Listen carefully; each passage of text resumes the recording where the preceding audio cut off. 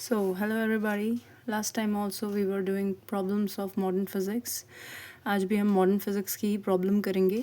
आपकी यूनिट है ये 12 मार्क्स की, जिसमें 3 चैप्टर आते हैं. Dual nature of matter, dual nature of light, and then we have your atoms, and the third part is the nuclear physics. So all 3 chapters are of 12 marks, and the questions that come from these chapters are of a very simple type, I would say fixed particular type. So we must be trained in those topics so that we can pursue those questions. Now we'll go with this question. The question says, draw the graph showing the variation of number n of scattered alpha particles with scattering angle theta in Geiger-Marsden experiment. Infer two conclusions from the graph. So हमें graph बनाना है showing the variation of number n of scattered alpha particle with scattering angle theta in Geiger-Marsden experiment. So class, Geiger-Marsden experiment वही experiment है जो आप 9th से पढ़ते आ रहे हैं, Rutherford experiment basically. तो हम करते हैं इसे. आंसर नंबर 9th है आई थिंक ये. सो इन गाइगर मार्सडन एक्सपेरिमेंट, सेम वही experiment, gold fall experiment basically, जहाँ अल्फ़ा पार्टिकल्स को हम स्ट्राइक करवाते हैं किस पर, गोल्ड फॉयल पे. आपको ये बनाने की ज़रूरत नहीं पड़ेगी, बट मैं आपको एक ब्रीफ आइडिया दे रही हूँ, इसलिए मैं आपके सामने गोल्ड फॉयल भी बना रही हूँ. And then you have source of alpha particles. यहाँ से अल्फ़ा पार्टिकल्स आते हैं और यहाँ पे आपकी गोल्ड फॉयल होती है. और ये तो आपकी स्क्रीन है. कौन सी स्क्रीन है? फॉस्फोरस. बेसिकली ऐसे सब्सटेंस की स्क्रीन है, कवर्ड है, जिंक सल्फाइड कह सकते हैं, जिससे जो इलेक्ट्रॉन के स्ट्राइक करने पर ग्लो करती है. So now what happens whenever they pass through the gold foil? हम देखते हैं अल्फ़ा पार्टिकल्स अलग अलग डायरेक्शन में डेविएट होते हैं. इलेक्ट्रॉन्स नहीं हैं, अल्फ़ा पार्टिकल्स हैं जो डेविएट होंगे. क्यों हो रहे डेविएट? क्योंकि ये पॉजिटिवली चार्ज न्यूक्लियस के पास से जा रहे हैं. Most of the alpha particles pass straight, ऐसा भी आपने देखा था, और कुछ डेविएट होते हैं, और कुछ पार्टिकल्स बिल्कुल 360 डिग्री बेंड बैक करते हैं. सो मतलब 180 डिग्री, सॉरी 360 नहीं कहेंगे, 180 कहेंगे. यहाँ से आए और वापस अपने ट्रैक पे. नाउ द थिंग इज़, ये हो क्यों रहा है? क्यों हो रहा है? क्योंकि alpha particle which are positively charge helium nuclei,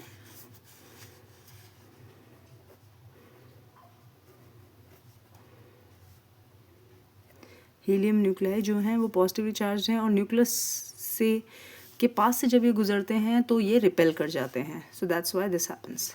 now the graph that they are asking about is this one, n versus theta. Sorry, यहाँ पे हम डिनोमिनेटर में हम रखेंगे theta, which is the scattering angle. यहाँ पे आते हैं हम.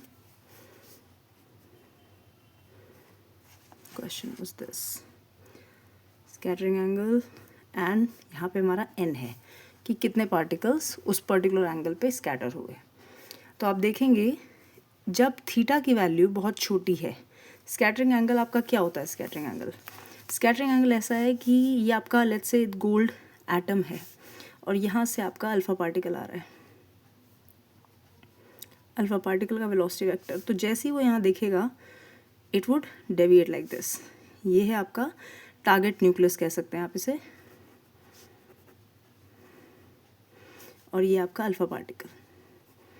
नाउ अल्फ़ा पार्टिकल का वेलोसिटी वेक्टर इनिशियली इस डायरेक्शन में था v1, बट पास में आने के बाद वो इस डायरेक्शन में चला गया v2 लेट्स से. तो मोमेंटम का चेंज हुआ है. तो इन दोनों के बीच में ये जो एंगल है theta, this is our scattering angle. So जितना आपको रदरफोर्ड्स एटॉमिक मॉडल याद है, उसमें कहा गया था कि most of the alpha particles pass straight through the gold foil, which means that most of the space inside the atom is empty. Atom के अंदर का मैक्सिमम स्पेस एम्प्टी होता है क्योंकि अल्फ़ा पार्टिकल स्ट्रेट चले गए थे. तो इसका मतलब ये है कि न्यूक्लियस से जितने पार्टिकल्स बहुत दूर होंगे वो स्ट्रेट जाएंगे, उन्हें न्यूक्लियस का पॉजिटिव चार्ज इन्फ्लुएंस नहीं करेगा. तो अगर थीटा स्कैटरिंग एंगल की वैल्यू छोटी है तो उस एंगल पे हमें मिलेगा कि नंबर बहुत ज़्यादा है, और जैसे जैसे थीटा की वैल्यू बढ़ती जाएगी ये नंबर कम होता जाएगा। तो graph will be like this. अगर थीटा बहुत बड़ा आ रहा है यानी अच्छा खासा डेविएशन हो रहा है, जैसे कि आपने देखा था अभी 180 डिग्री बिल्कुल बेंड बैक, क्योंकि it was like a head on collision with the nucleus. तो इस तरीके से ये होना है। This is your graph. Now it says in four two collision, in four two conclusions. तो आपके कंक्लूजन्स क्या होंगे? That higher the scattering angle,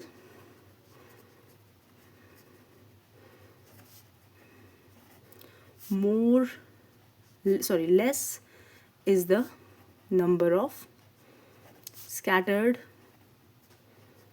alpha particles। और आप इसमें ये भी मेंशन करेंगे एंड वाइस वर्सा। सो इसमें आप यूँ कह सकते हैं इसे कि इसका एक और कंक्लूजन होगा that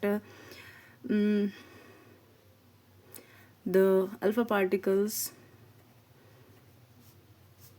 which are coming closer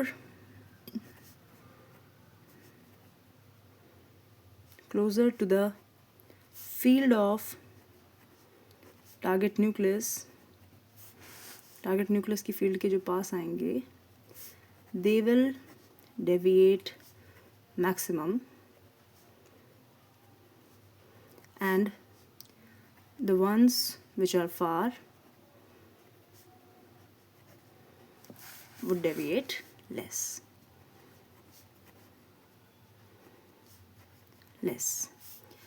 Graph indicates, this implies is most of the space inside atom is empty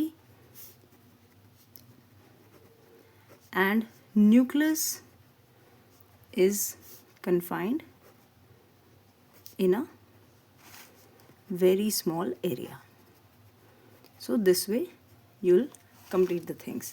अब मैं अंडरस्टैंडिंग पे चल रही हूँ, इसलिए we are writing it quite like we are writing lengthy answers, but हाँ जब आप एक बार इसे समझ जाएंगे तो आपके आंसर्स शॉर्ट एंड क्रिस्प हो जाएंगे। एंड आपको भी पेपर में यही टारगेट करना है कि आपका पेपर पहले ख़त्म होना चाहिए rather than answering the elaborate, like giving the elaborate answers. Now next is the OR part. OR part says plot suitable graphs to show variation of photoelectric current with the collector plate potential for the incident radiation of, देखिए variation किसकी दिखानी है? Photoelectric current की with collector plate potential for the incident radiation of same intensity but different frequencies. आपको frequencies भी दी हैं and same frequency but different intensity. दो cases के लिए दो ग्राफ्स बनाने हैं आपको। कौन सा है? फोटो इलेक्ट्रिक इफेक्ट पे बेस्ड है। लास्ट क्लास में मतलब लास्ट वीडियो में हमने फोटो इलेक्ट्रिक इफेक्ट पे क्वेश्चंस भी किए थे, अभी भी हम इसको करने वाले हैं। आंसर 8-9 का बी पार्ट है ये। So first is plot the suitable graph to show the variation of photoelectric current with collector plate potential. तो अब हमको देखना है कि हमारे एक्स एक्सिस पे क्या आएगा और वाई एक्सिस पे क्या आएगा। सो ये देखिए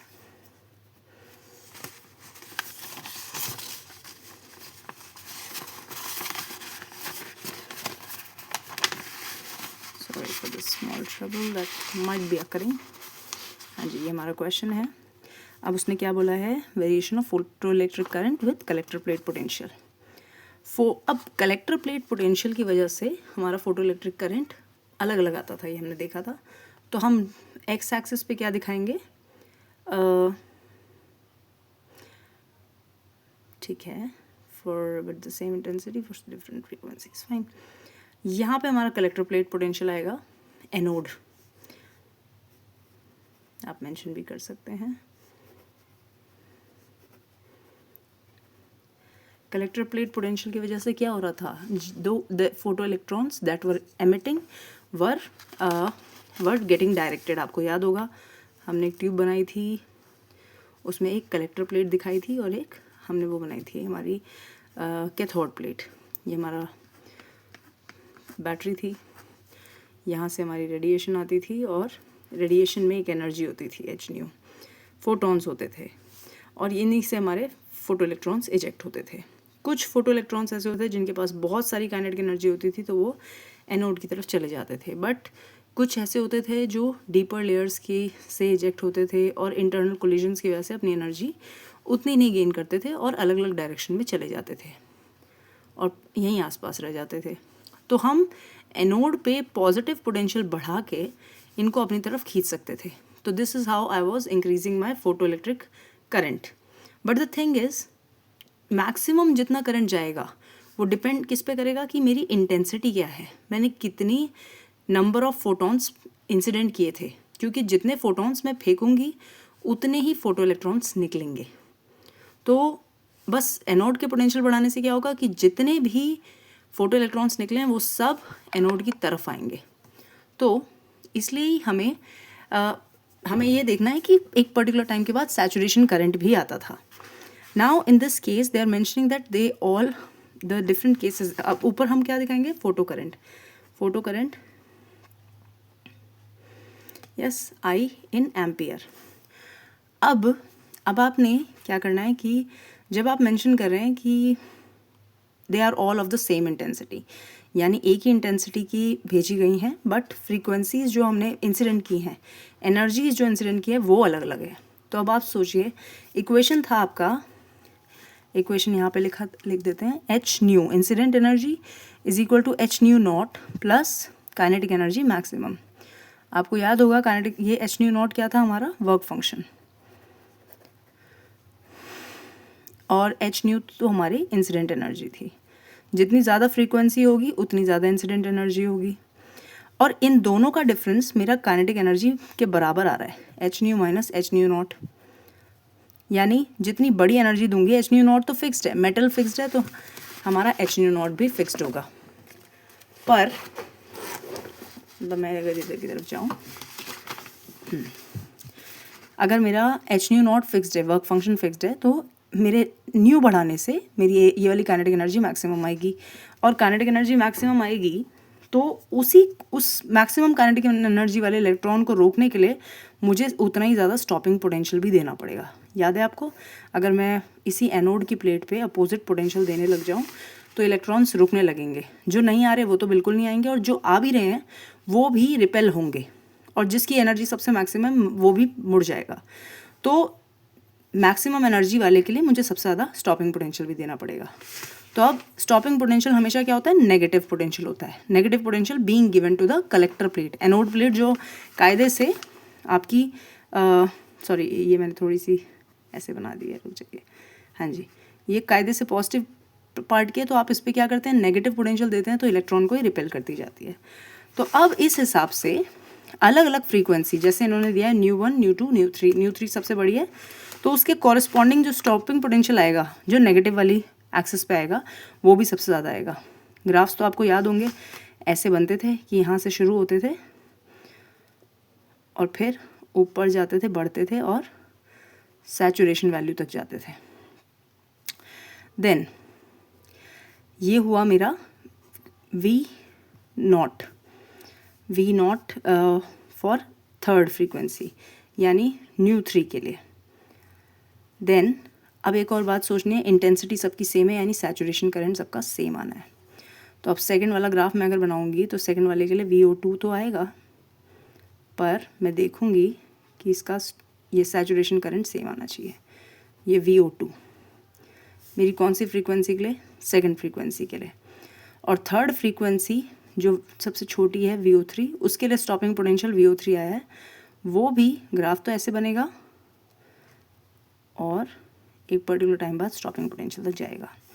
सो आप लिखेंगे VO3 corresponding to μ3, VO2 corresponding to μ2, और VO1 ये 1 है आपका, कॉरेस्पॉन्डिंग टू μ1।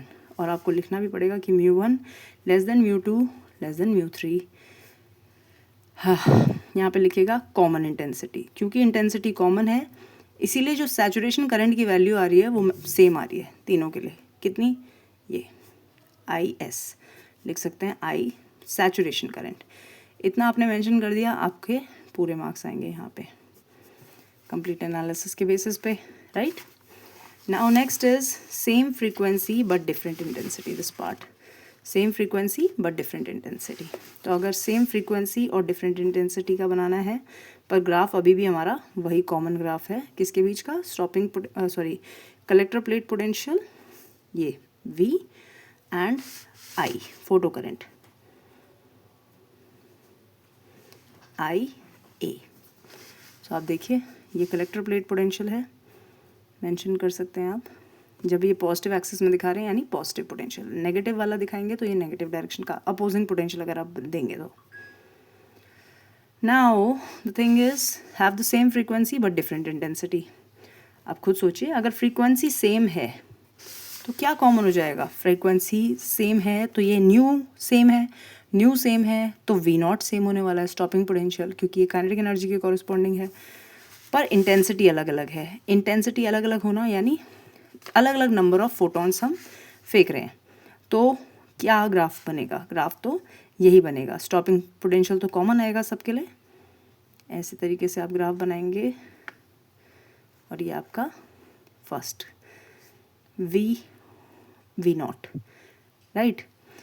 अब बात ये है दूसरी वाली जो रेडिएशन भेजी है वो भी आपने कॉमन फ्रीक्वेंसी की भेजी है, पर क्या भेजा है, उसकी इंटेंसिटी बड़ी है, तो ये ग्राफ भी इसी के पैरेलल ऐसे जाएगा पहले, और फिर इंटेंसिटी बड़ी होने की वजह से ग्राफ और ऊपर जाएगा। This is your I1 intensity 1, फिर ऐसी I2, और थर्ड केस I3 के लिए अगेन आप ऐसे ही बनाएंगे, यू बना के I3।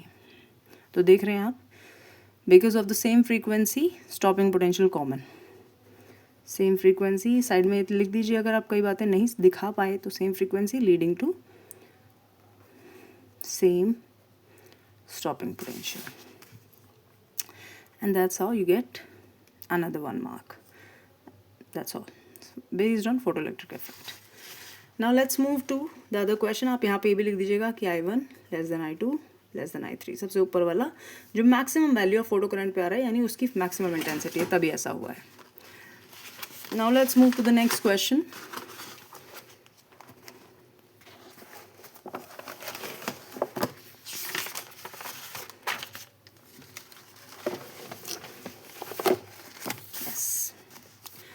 नेक्स्ट क्वेश्चन हमारे असाइनमेंट का है ये वाला, ये देखिए, ये वाला क्वेश्चन आप देखेंगे बार बार रिपीट हुआ है और थ्योरेटिकल क्वेश्चन है और सारे रदरफोर्ड स्कैटरिंग मतलब गाइगर मार्सडन एक्सपेरिमेंट के हैं। Define the term distance of closest approach, how will it be affected for an alpha particle if kinetic energy of the particle is doubled. Very simple question coming for 3 marks. इसमें मतलब काफ़ी कुछ नहीं करना है आपको, तो आपको पहले तो define the term impact distance of closest approach करनी है। ओके तो चलिए हम क्वेश्चन वाइज चलेंगे ताकि आपको क्वेश्चन भी अच्छे से दिखाई दे। So answer number 10, distance of closest approach. Closest approach, अब आपको याद होगा अभी जब मैंने आपको गाइगर मार्सडन का एक्सपेरिमेंट दिखाया था, ये टारगेट न्यूक्लियस था और यहाँ से हमारा अल्फा पार्टिकल आ रहा था लेट्स से, ठीक है, और ये अल्फा पार्टिकल स्कैटर होके ऐसे चला गया, alpha particle and this is your target nucleus. Now target nucleus के सेंटर से जाने वाली जो स्ट्रेट लाइन है वो ये है, और मेरे अल्फा पार्टिकल का जो वेलोसिटी वेक्टर है उसकी स्ट्रेट लाइन ये है। ये वाला जो डिस्टेंस होता है परपेंडिकुलर डिस्टेंस, इसे मैं इम्पैक्ट पैरामीटर कहती हूँ।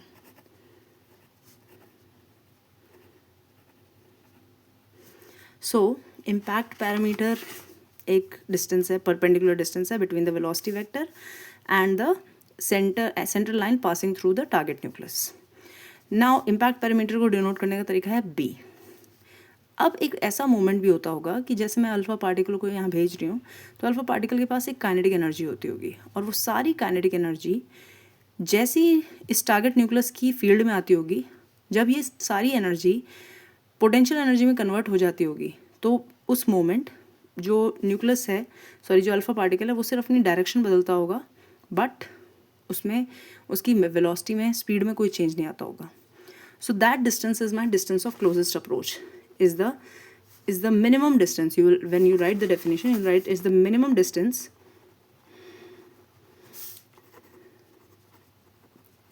at which an alpha particle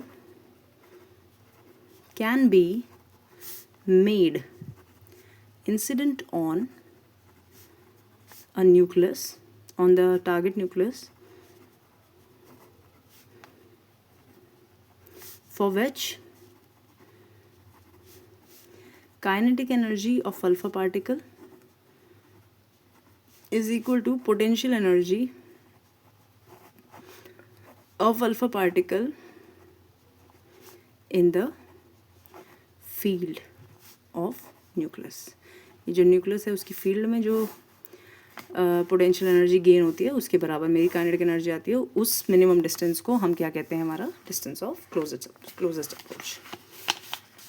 now it says how will it B affected. इतना लिखने पे आपके पूरे मार्क्स हो जाएंगे, राइट? देखिए पूरा ये बातें हैं.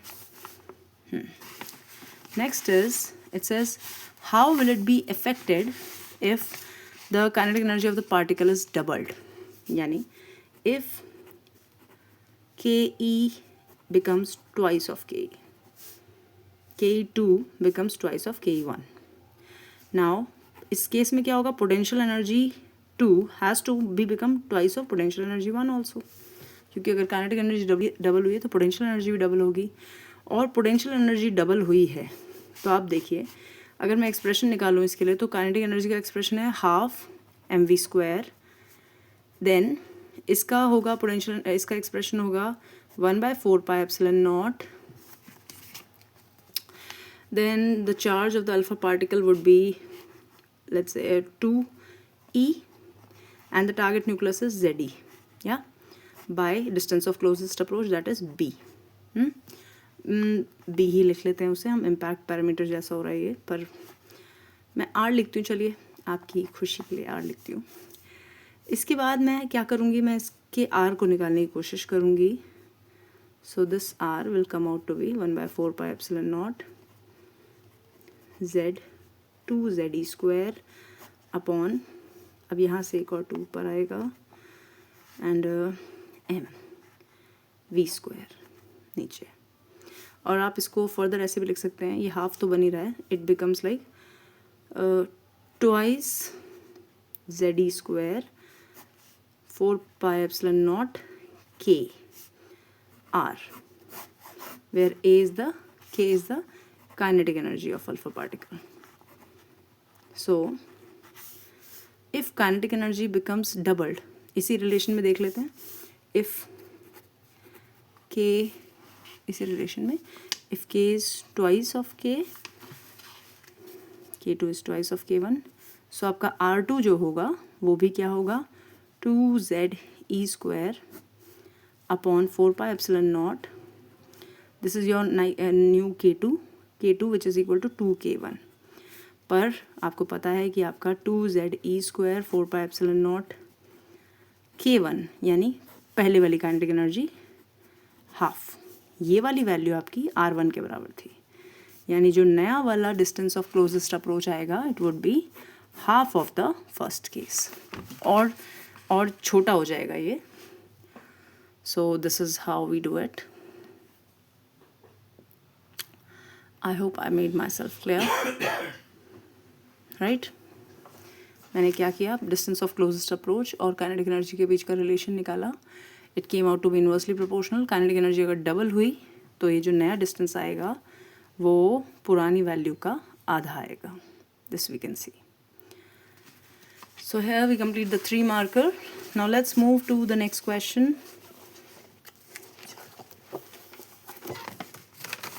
Next question is about the ultraviolet light. It says, see, UV light of wavelength 200 nanometer from a source is incident on a metal surface. Okay, 200 nanometer wavelength दी है, lambda दिया है. If the stopping potential is minus 2.5 volt, calculate the work function of the metal. आपको work function निकालना है. आपको याद है work function क्या होता है? h nu नॉट, जो हो सकता है hc by lambda not. then how would the surface respond to high intensity red light of wavelength 6328 Armstrong produced by a laser? यानी यूवी लाइट के लिए अगर कैसा बिहेव किया और इसके लिए कैसा बिहेव करेगा, यही क्वेश्चन है हमारा. Okay, so it's nice question. Let's continue.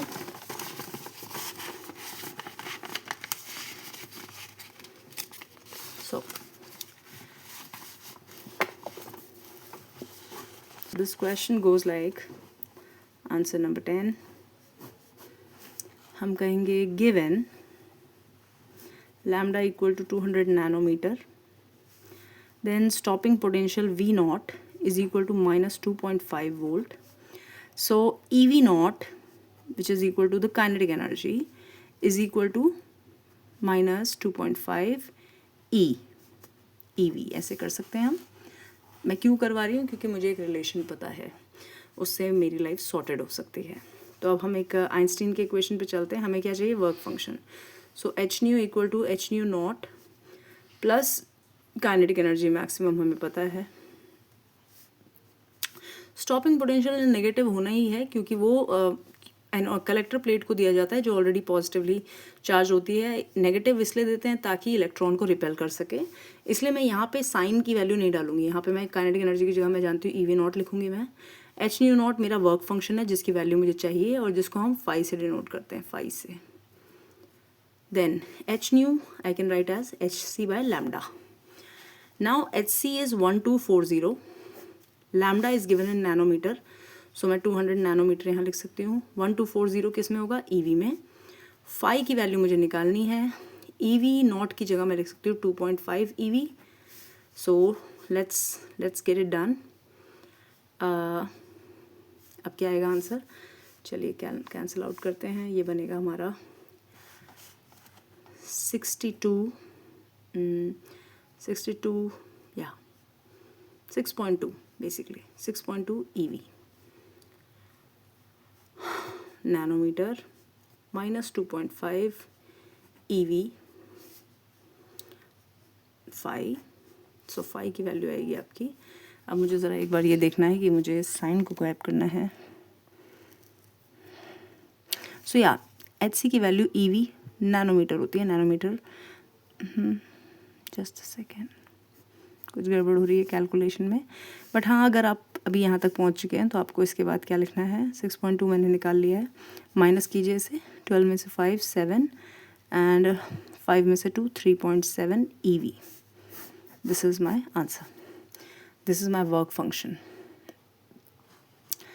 And thing is मैंने ई से तो मल्टीप्लाई किया, वेवलेंथ भी मैंने यहाँ मेंशन की.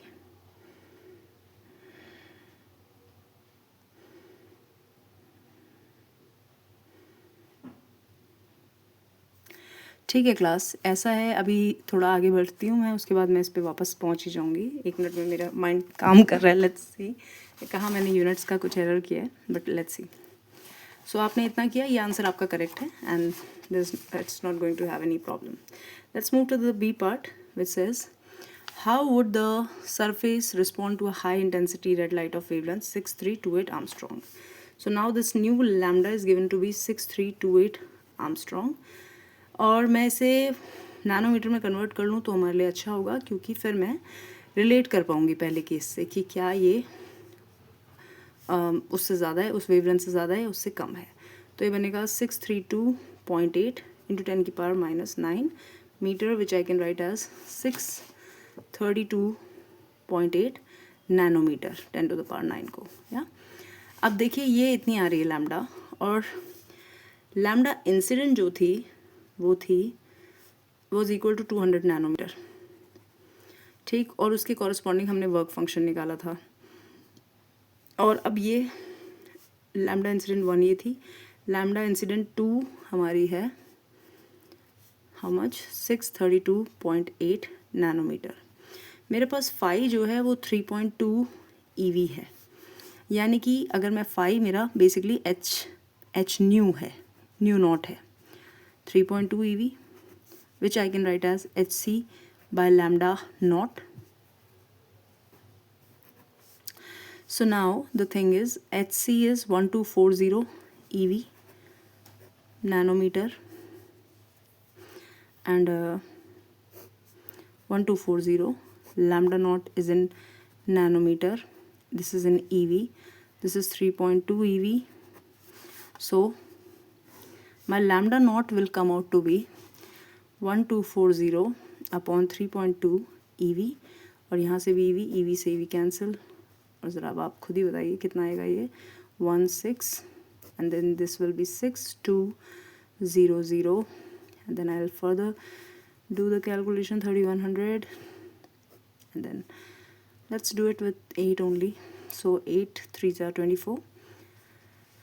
Then I have 70, and then 64 is 8, and then I get 60, 56 is 7, and then 40.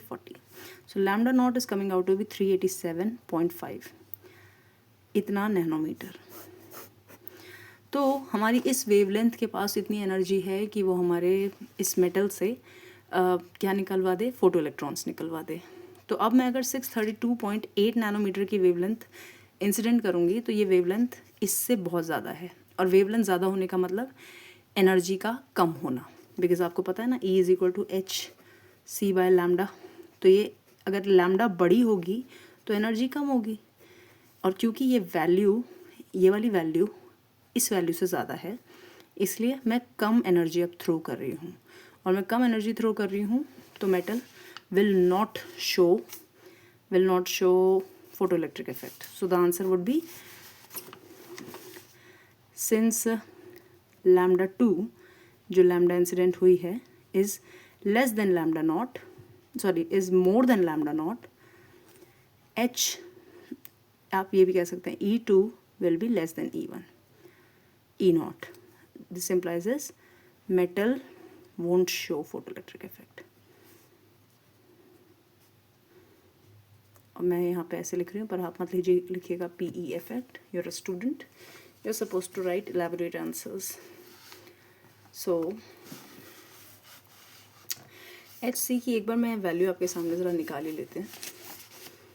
HC it's 6.63 into 10 to the power minus 34, इतना। अब H है तो ये होता है H is joule, H new होता है ना, तो जूल पर सेकेंड होता है, तो it's would be like H की वैल्यू होगी, एक सेकेंड, जूल सेकेंड, या सो H की वैल्यू जूल सेकेंड हुई, और ये C जो है वो मेरा मीटर पर सेकेंड हुआ।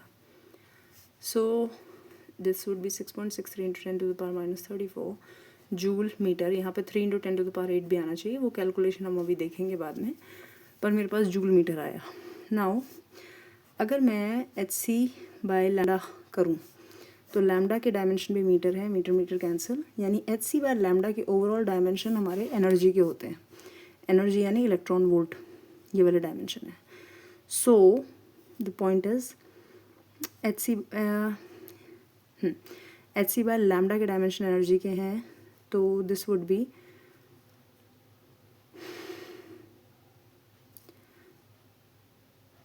तो हम ये लिखेंगे that HC will be my EV nanometre, and then lambda से इसको मल्टीप्लाई जब किया जाता है तो नैनोमीटर कैंसिल होता है। यानी जब मैं hc/λ is equal to 1240 upon lambda लिखती हूँ, तो basically I am writing it's the unit is EV, and EV nanometer from here and then nanometer from here. So this way I have to do the calculation as per my understanding. Let's move further. देखते हैं, मेरी ये conformity होनी चाहिए। मैं फिर से apply करूँगी, और अगर नहीं अप्लाई किया तो नेक्स्ट वीडियो में इसके बारे में थोड़ा क्लैरिफिकेशन दूँगी। तब तक थोड़ा सा एनालाइज करूँगी। I am also in the learning phase, but yeah trying to help you out. Next is this one. Next question, question number 10. Yeah. Question number 10 says, define the terms impact parameter and distance of closest approach for alpha particle in Geiger-Master and scattering experiment. तो इन्होंने जानबूझ के ये पूछा है ताकि बच्चे confuse करें। बच्चे इम्पैक्ट पैरामीटर और डिस्टेंस ऑफ क्लोजेस्ट अप्रोच को सेम मान लेते हैं, जबकि impact parameter is the perpendicular distance between the velocity vector, आप लिखेंगे initial velocity vector of incident alpha particle and the central line passing through the target nucleus. So आप इसको बना भी सकते हैं, आप ऐसे टारगेट न्यूक्लियस बनाइएगा, ऐसे उसके सेंट्रल लाइन पास कीजिएगा, अपना अल्फा पार्टिकल यूँ दिखाइएगा एंड उसको यूँ स्कैटर करते हुए दिखाइएगा. तो ये जो परपेंडिकुलर डिस्टेंस आएगा दिस वुड बी बी. ये लाइन आपके सेंटर से जानी चाहिए. This is your alpha particle velocity vector. जबकि distance of closest approach the is the minimum distance, अभी आपने लिखा था is the minimum distance for which the kinetic energy becomes equal to potential energy.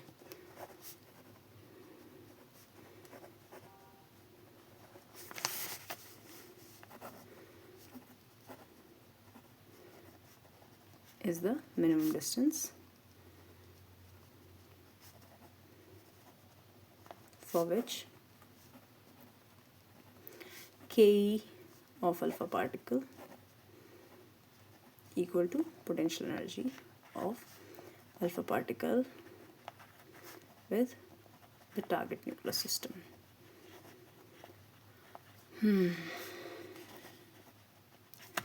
Now this is done. This was done earlier also. अब इसका second part जो है वो अच्छा है. It says what will be the value of impact parameter for scattering angle theta equal to 0 and theta equal to 180. So theta equal to 0 degree. बात समझिए, theta 0 degree आया. आपको याद होगा थीटा भी अभी हमने डिफाइन किया था. Theta was this. तो अगर ये थीटा 0 डिग्री आ रहा है यानी अल्फा पार्टिकल क्या किया है, स्ट्रेट चला गया. So in that case what would be the impact parameter? B.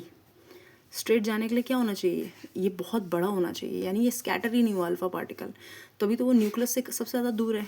यानी ये जो बी की वैल्यू आनी चाहिए वो इनफाइनाइट आनी चाहिए.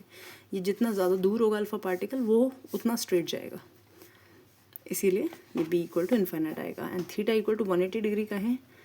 तो अगर ये अल्फा पार्टिकल मतलब थीटा 180 डिग्री है यानी स्ट्रेट करके पीछे आया है, तो ऐसा तभी होगा जब वो सेंटर के अलोंग आ रहा होगा, बिल्कुल टारगेट न्यूक्लियस के एकदम पास. तो बी की वैल्यू उस केस में नियरली 0 होनी चाहिए, 0 metre. So that's how it is. Please keep that in mind. 1 mark में पूछ लिया जाता है. Next is the or part which says photo electric emission occurs when a surface is irradiated with the frequency μ1 and μ2. सो इस question को करते हैं. ये और पार्ट है आंसर नंबर 9 का. Occurs when a surface is irradiated with the radiation of frequency μ1 and μ2. Now the maximum kinetic energy of electrons emitted in the two cases are k and 2k respectively. Obtain the expression for the threshold frequency for the surface. It's a numerical, it's not graph based question. So they mentioned that same metal को irradiate किया गया है दो frequency से μ1 और μ2 से. Maximum kinetic energy of electrons emitted in the two cases are k and 2k. So let's apply case 1. Case 1 के लिए अप्लाई करते हैं. तो case 1 is h nu 1 is equal to they're asking for threshold frequency h nu not plus K. ये case 1 हुआ. Then second case is h nu 2 is equal to h nu not plus इस case की जो kinetic energy है वो कितनी है 2k. आपको एच न्यू नॉट चाहिए तो आप क्या करेंगे, आपको न्यू 1 न्यू 2 के बीच का रिलेशन नहीं पता, पर आपको एच न्यू नॉट चाहिए. So let's do one thing. हम दोनों इक्वेशंस को ऐड कर लेते हैं. एडिंग 1 and 2 तो हमें मिलेगा h nu 1 plus nu 2 is equal to 2h nu not plus 3k. So 2h nu naught is equal to h nu 1 plus nu 2 minus 3k, and then nu naught will be h nu1 plus nu2 minus 3k upon 2h. This is your expression, right? Nu naught is equal to h nu1 plus nu2 minus 3k upon 2h. And that's how we get the answer. 2 markers, it's done. Okay, now let's move to the next question. Next question is this one. Hydrogen atom पे आ गया है question, और ये कौन से chapter का है? Atoms chapter का. तो हम इस क्वेश्चन पे आएंगे. This is my question. The energy of hydrogen atom in the first excited state is 3.4 eV. Just a second. So the energy of hydrogen atom in the first excited state is minus 3.4 eV. Answer number 11. The screen is visible to you. Yeah. Hydrogen atom की energy first excited state में दी हुई है आपको 3.4 eV. Minus 3.4 eV. Find the radius of this orbit. Take Bohr radius as 0.53 Armstrong. Angular momentum of the electron in the orbit. Kinetic energy and potential energy of the electron in the orbit. अब अगर मुझे formulas याद नहीं है तो मुझे क्या करना पड़ेगा? डिराइव करना पड़ेगा. तो एक दो चीज़ें तो ये हो सकती है कि आप रेडियस के लिए फॉर्मूला एक बात में याद रखें. It is 0.53 n square. जितना बड़ा शेल होता है उतना ही बड़ा रेडियस आता है. तो हम इसको यूज़ करके ऐसे करके अप्लाई कर सकते हैं. तो अगर n is equal to 1, so Rn is equal to 0.53 Armstrong.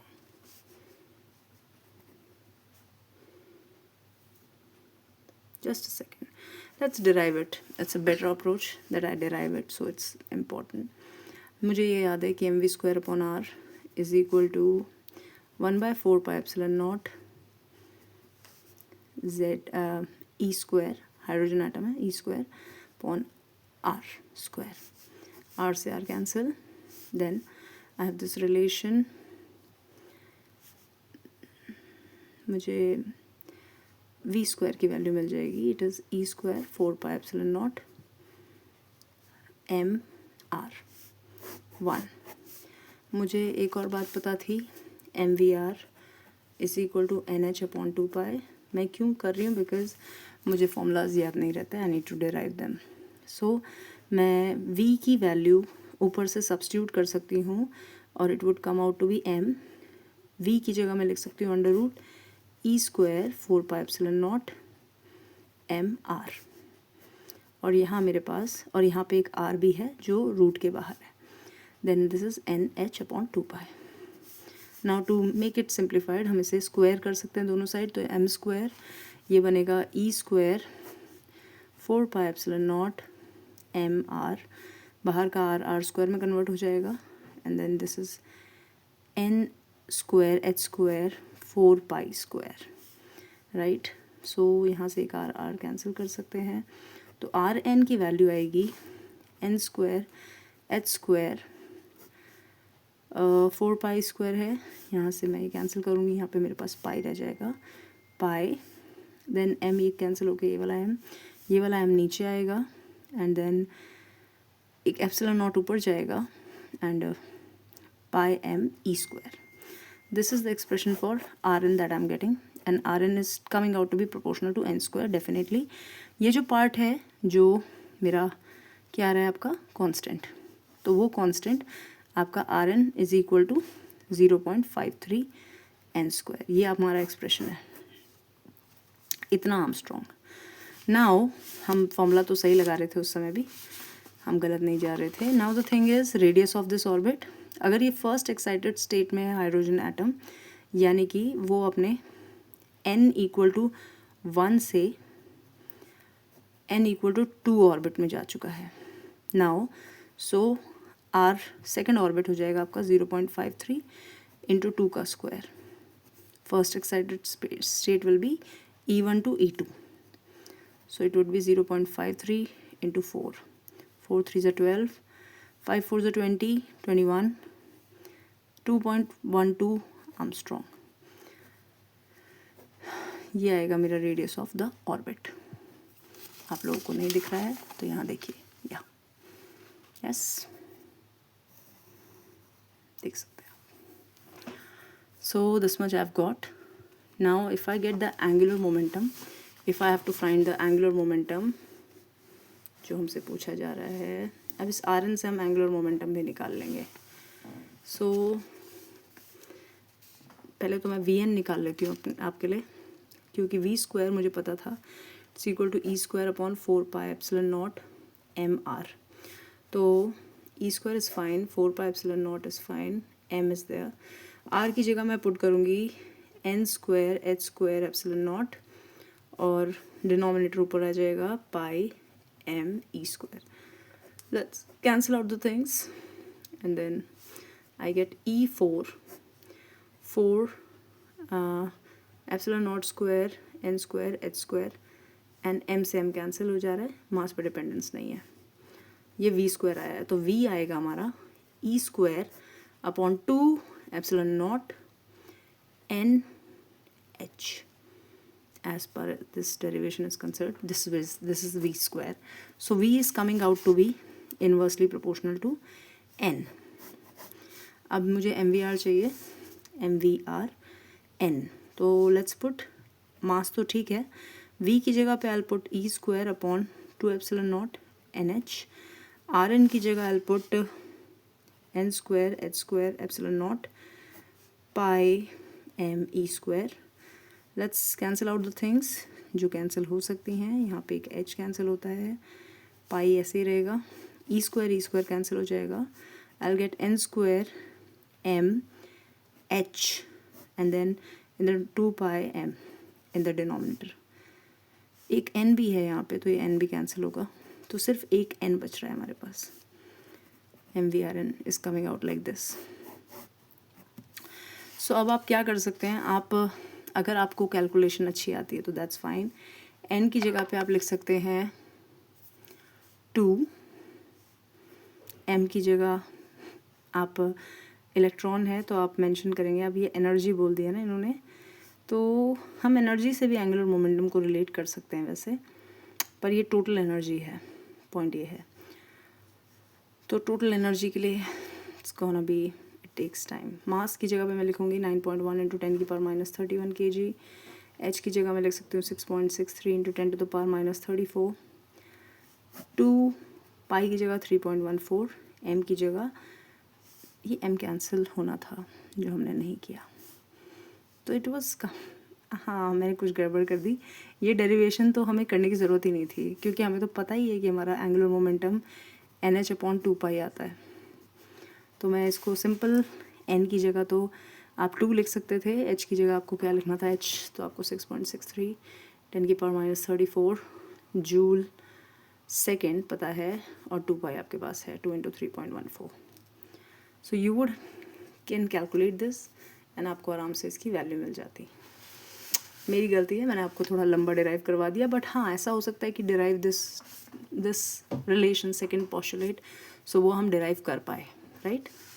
Third part is kinetic energy and potential energy. Kinetic energy is half mv square, half m ठीक है, v की जगह मैं पुट कर सकती हूँ e square, sorry it would become E4 upon 2 epsilon not, यहाँ पे 4 आएगा, then epsilon not square n square h square. Then potential energy is 1/4 pi epsilon not e square upon r। और अगर आप r की वैल्यू भी put कर देंगे तो आपको ये तो पता ही है कि r, इसको हम r में कन्वर्ट कर सकते हैं, राइट। सो आपको ये पता है कि इसमें Rn is n square h square epsilon not by pi m e square. तो मेरे पास n स्क्वायर है, h स्क्वायर है, एप्सिलॉन नॉट है, एंड मेरे पास है ऊपर के लिए ई स्क्वायर, तो मुझे एक पाई चाहिए यहाँ पे, और तो एक पाई मैं नीचे भी लगाऊंगी। मैं क्या कर रही हूँ, मैं इसे कन्वर्ट कर रही हूँ उसी फॉर्म में, रेडियस की फॉर्म में। तो दिस विल बिकम, मेरे पास पाई एम ई स्क्वायर आ रहा है, तो एक ई स्क्वायर मुझे खाली छोड़ना पड़ेगा and this would become, I know आपके लिए कॉम्प्लेक्स हो रहा है, आपको ये थोड़ा सा एक बार करके देखना पड़ेगा। तो ये बनेगा ई स्क्वायर अपॉन, मेरे पास एक 2 है, 4 भी है, तो इसकी ज़रूरत नहीं, 8 आएगा एंड 8 पाई एप्सिलॉन नॉट, क्योंकि ये जो पाई था ये आर में कन्वर्ट हो गया, पर ये पाई बच गया, 8 पाई एप्सिलॉन नॉट आर, इसकी जगह आर आ गया। So you can see one expression is in minus, one is in plus, this is negative, this is positive, और दोनों को प्लस करके के ई प्लस पी करके हमारे पास क्या आता है, -3.4 EV। तो काइनेटिक एनर्जी, अब आप क्या देखेंगे कि आपको ये पता है कि मैग्नीट्यूड में kinetic energy is PE half, PE/2, and kinetic energy, potential energy तो हाफ होती है, नेगेटिव होती है। सो -3.4 EV मैंने मेंशन किया है, आप निकालिए तो ये बनेगा PE/2। आगे चलते हैं, शीट्स कम, जगह कम हो रही है। सो इट वाज मैग्नीट्यूड में आपकी काइनेटिक एनर्जी थी PE/2, पर पोटेंशियल एनर्जी नेगेटिव थी, then it was equal to -3.4 EV। सो मैं इसको अगर माइनस करती हूँ तो I will get PE/2 equal to -3.4 EV। Cancel out करते हैं, पोटेंशियल एनर्जी की वैल्यू मेरे पास आएगी 4 2 8, 3 2 6, 6.8 EV माइनस में, जबकि kinetic energy will come out to be potential energy का हाफ, सिर्फ मैग्नीट्यूड में, that is 3.4 EV। So this is our answer. Thank you, nice question I think. अब हमारे थोड़े से ही क्वेश्चन बचे हैं, एक लास्ट क्वेश्चन है, हम जल्दी से कर लेंगे। आंसर नंबर 10 की जगह हम आंसर नंबर 11 करेंगे अब। Narrow beam of protons each having 4.1 MeV energy is approaching a sheet of lead. Calculate the speed of proton in the beam. So आपको एनर्जी दी है प्रोटॉन की, कितनी, 4.1 MeV। अब प्रोटॉन्स की बीम है, ईच हैविंग 4 MeV एनर्जी। कौन सी energy है, जब ये मूव कर रही है तो एकमात्र इसके पास कौन सी एनर्जी है, half mv²। So this is equal to 4.1 MeV। आपको स्पीड चाहिए, सो आप v² is equal to 4.1 MeV means mega electron volt 10⁶ electron volt, और आपका एक 2 यहाँ से आ जाएगा और मास नीचे आएगा आपका। तो आप ये कर सकते हैं 4.1 10⁶, 1.6 इंटू 10⁻⁻19 इंटू 2, इतना जूल, ई का मतलब आपका कूलम चार्ज है तो जूल इतना, एंड देन आपका ये आ गया, मास की जगह आएगा आपका 9.1 इंटू 10⁻31 kg। जूल को आप कन्वर्ट कर सकते हैं, देखिए यूनिट का कन्वर्जन आप करेंगे जूल को तो ये बनेगा kg मीटर स्क्वायर पर सेकेंड स्क्वायर। तो देखिए आप, एक सेकेंड, मीटर पर सेकेंड, हाँ जी, kg, यस यही बनेगा, फोर्स इंटू डिस्प्लेसमेंट है, kg से kg कैंसल। अब आप देख सकते हैं डायमेंशन आपको वेलोसिटी के मिलने वाले हैं, ये v² है, तो अब आप इसको सॉल्व करेंगे, यू विल गेट इट। कई बार राउंड ऑफ कर लीजिए, 4.1 को 4 लिखिए, 1.6 को 1.6 इंटू 2 हो जाता है 3.2, तो 3 लिखते हैं इसे, 10⁻⁻19 और 6 है तो ये बनेगा -13, नीचे का -31 ऊपर आ जाएगा, +31, 9.1 को मैं 9 लिखूँगी, फिर ये 3 से कैंसिल आउट, तो मेरी वेलोसिटी नियरली 1.33 इंटू 10⁻31 -13 करेंगे आप, आएगा आपका 11 में से 3 8, 18, तो v will be under root of this. So this is how you can write your answer, meter per second. Yeah, speed. Then next is the second part, ये 1.5 का है, क्योंकि 3 मार्क्स का है तो 1.5 और 1.5। Next is distance of closest approach, इस पर आप बहुत से क्वेश्चन कर चुके हैं।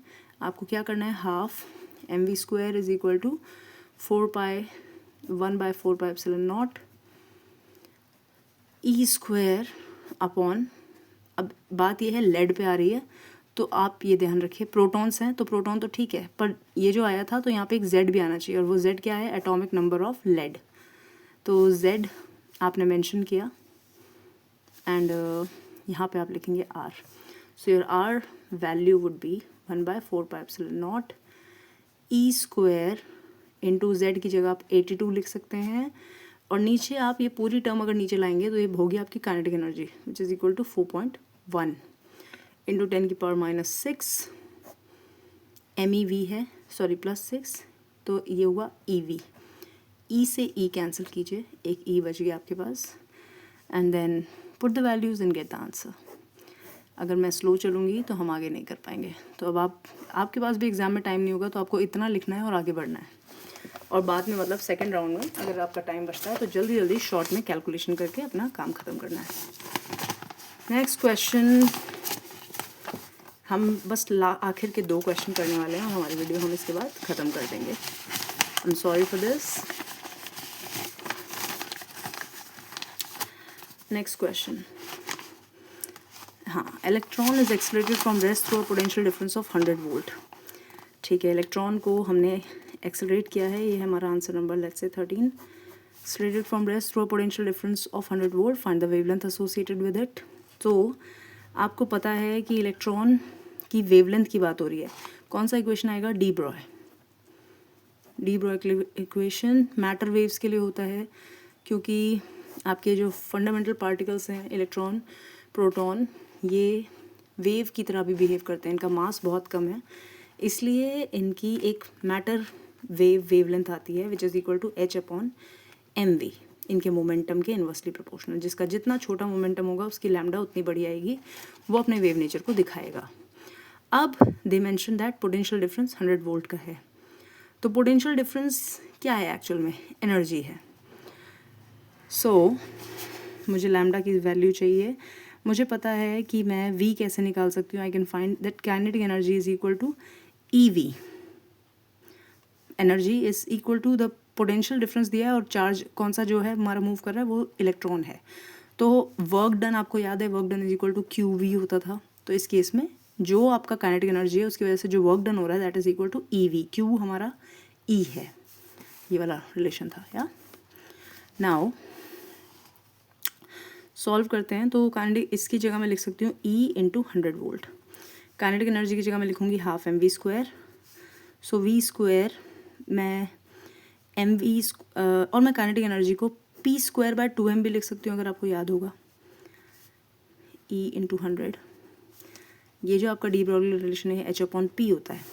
तो आपकी p² की वैल्यू है basically E into 100 into 2m. मैं इसको ये भी कह सकती हूँ कि इट्स 2meV. ये आपका p² है. तो p हो जाएगा आपका ये √ यस, बीच बीच में आपको दिखना ही बंद हो जा रहा है. So then the thing is, अब आपको क्या करना है? Lambda is equal to h/p था √2meV. आपके पास सब चीज़ें दी हुई हैं, आप रिलेशन निकाल सकते हैं. आपने ये फॉर्मूला दिमाग में रख लेना है. मैंने आपके सामने डिराइव भी करवा दिया, बट आप इसको याद भी रखेंगे तो ये भी आपके लिए अच्छा है. 2 इंटू 1.6 10⁻⁹, m की जगह 9.1 इंटू 10⁻31, और वोल्ट की जगह आपने लिखा 100 वोल्ट. आप कैलकुलेशन कर सकते हैं इजी शॉर्ट वे मेथड से, और you can gate the answer. इतना मीटर आपका आंसर आएगा. Next is the momentum of the electron. अब सेकेंड पार्ट में मोमेंटम निकालना है. अभी आपने फॉर्मूला डिराइव किया है, तो p is equal to √2meV है. तो मोमेंटम में आपको कुछ नहीं करना, 2 लिखा आपने, 9.1 इंटू 10⁻31, EV की जगह 1.6 इंटू 10⁻19 इंटू 100. इतना मोमेंटम है, तो क्या आएगी unit? kg/s.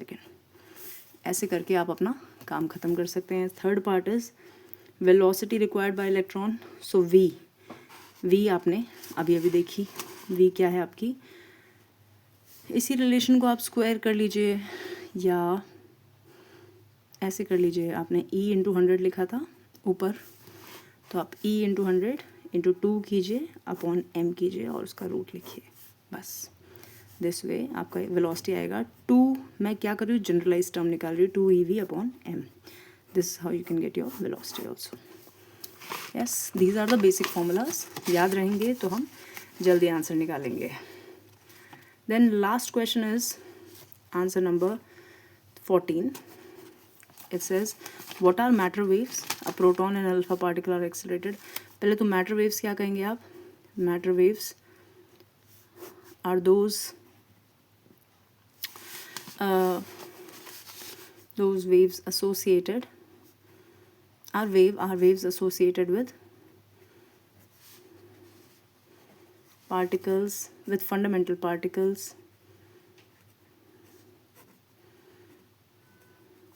and their wavelength is given by lambda is equal to h upon p,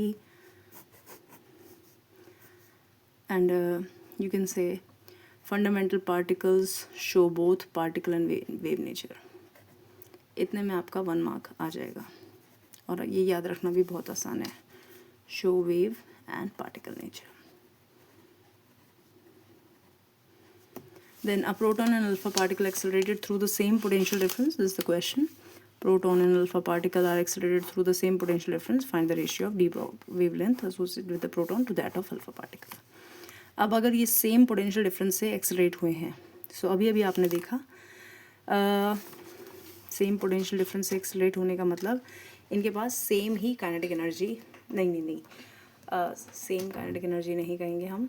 हाँ जी, ऐसा सोच सकते हैं आप कि काइनेटिक एनर्जी फर्स्ट की आपको डी ब्रॉय वेवलेंथ का रिलेशन चाहिए. यस, तो Ke1 upon Ke2 is equal to, आपने देखा था work done is equal to QV. तो अगर मैं कहूँगी अल्फ़ा पार्टिकल, यहाँ पे पहले मैं लिखूँगी, let's make that a page.